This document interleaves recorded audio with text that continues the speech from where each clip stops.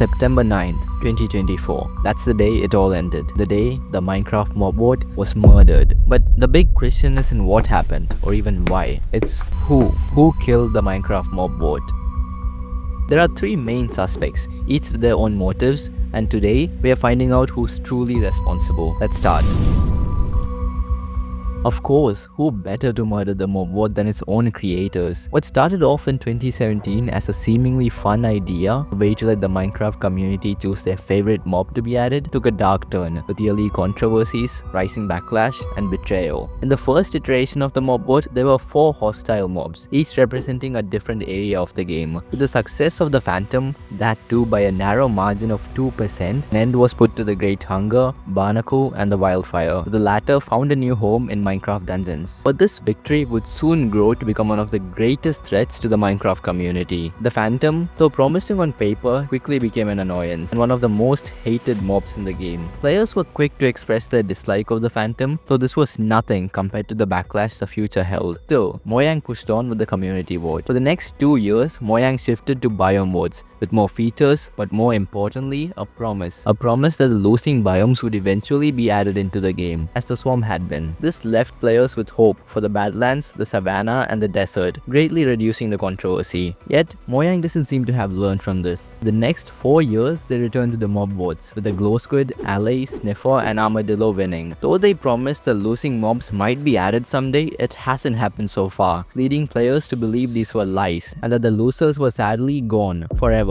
And they locked several useful features like the crab claw extending build range behind the votes, creating even more frustration. The dissatisfaction with the losers being gone forever, that was just the beginning of the issues players had with Mojang. Which raises the question, is Mojang single-handedly responsible for the death of the mob board? After all, it was Mojang's decision to retire the mob board in 2024. But why? The official explanation was that it was to change the update structure and enhance community engagement. But there's something much deeper at play, something they're not telling us, something we'll uncover soon. For many players, their favorite mobs like the iceologer and crab lost to winners like the glow squid and armadillo. The glow squid in particular became one of the most controversial winners, and it's not just due to the involvement of a popular YouTuber, which we'll discuss soon, but also due to how misleading it was. The animated trailer showing off the mobs, though better than the simple sketches from 2017, still left a lot of room for imagination, and that's most apparent in the case of the glow squid. Its trailer made it seem like it would actually glow, lighting up the seas and caves, and this is what led many players to vote for it. But of course, that was nothing but a lie. But was that truly Mojang's fault or the players? We'll see that with suspect number 3. Mojang tried to create variety in the mob selection by mixing in passive mobs with hostile mobs and more functional mobs to appeal to the diverse player base of builders, explorers, redstoners, and more. But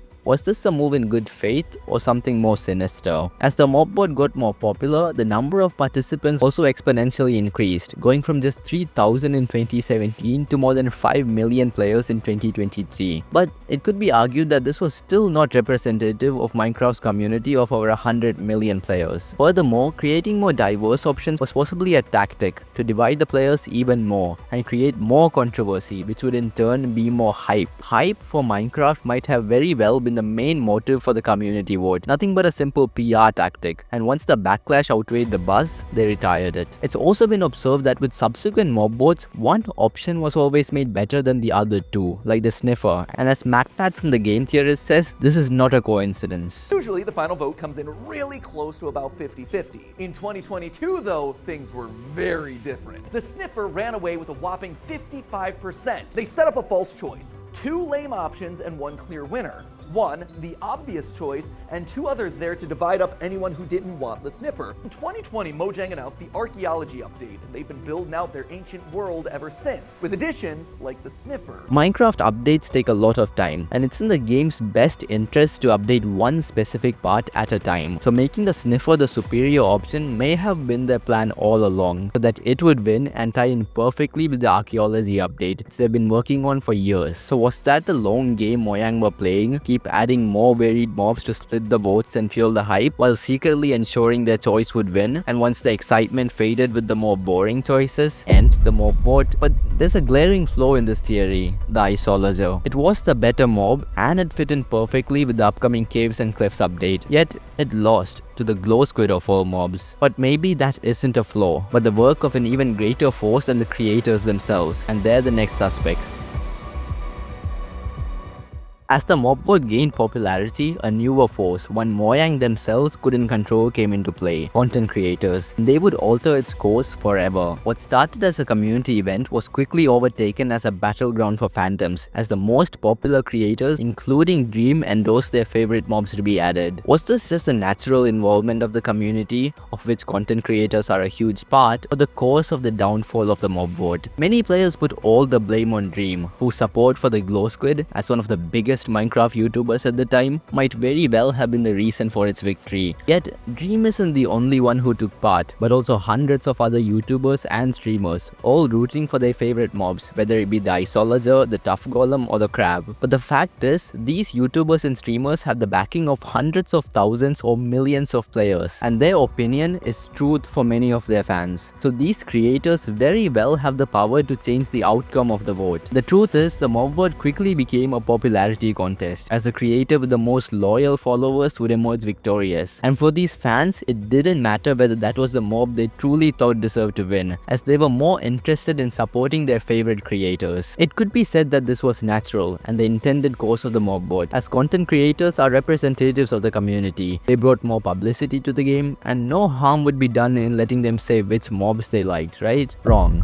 Things would quickly go south. Most creators ended up creating factions by dividing players and encouraging hate, rivalry, and toxicity. This led to a lot of backlash surrounding the mob board, as it seemed to do more harm than good. Whether this was an intentional move by the creators remains a mystery, but its consequences cannot be denied. Would the mob boards have been better without creator involvement? Probably not, but they might have just been the catalyst for its death, if not the cause. But this goes even deeper, as it could be argued there is no point in blaming the creators when they were just expressing their opinion. It's their fans who dealt the damage, and possibly not just fans, but the community of players as a whole. Mojang may have designed the mobs and creators may have promoted them, but the final power in voting lies with the community. Were they the creators of their own demise? The winning mobs garnered around 35 to 40% of the votes, meaning the remaining 60%, the majority of players, were left disappointed that their mobs were gone forever. This leads into the fact that a large portion of players spread a lot of hate and toxicity. Most players focused only on their mobs and failed to understand that out of the 100 million players, there might be whole communities who find the glow squid interesting. But did these players have unrealistic expectations of Mojang? Firstly, the animated trailers failed to provide much information. It could be viewed as the players' fault for expecting that the glow squid would actually glow, but that's kind of a baseless argument. Still, there was one big question invalidating the need for a mob vote. If modders can make this in a week, why can't Mojang? This was the biggest justification for the backlash fans expressed, but players failed to understand that unlike modders, Mojang has much higher standards in making an update, and adding the remaining 2 mobs would be unsustainable, at least according to them. Furthermore, if all 3 mobs were added instantly, the whole process of a mob vote would be obsolete. Players were also upset that the previous 2 suspects played their parts in swaying the mob votes to their favor. There were also allegations of rigging done by certain players using bots, which further upset the rest of the players. The truth is, this is all in the echo chamber of the internet, making them even more spirited, as there were entire communities created to support certain mobs and hate on others. Though there were several communities who went against the mob board, realizing it divided players more than it united them. And even the players who got their mobs added into the game were disappointed, as additions like the glow squid were underwhelming and the players felt misled. All this created a lot more controversy, which was just players expressing criticisms, but it got out of hand quickly, and this player-caused controversy might have been the reason the mob board finally ended. So who did it? Who's truly responsible for the end of the mob board? Is it Mojang, the ones who only had publicity in mind and later changed to a master plan? Or is it the content creators who turned the vote into a popularity contest, swaying millions of players? Or is it the players themselves who destroyed their favorite event by taking it too far? There's a single possibility not considered yet. It was all 3 of them. Each group had their own motivation, quote-unquote agendas, but none of them came to fruition, as the other groups would get in the way, leading to more controversy and in the eventual demise of their own event. One single change could have avoided all of this. Had Mojang kept their promise that lost mobs would return to the game, this need not have happened at all. At last, the murder was not committed by a single group. Mojang, the creators, and the players all murdered the Minecraft mob board.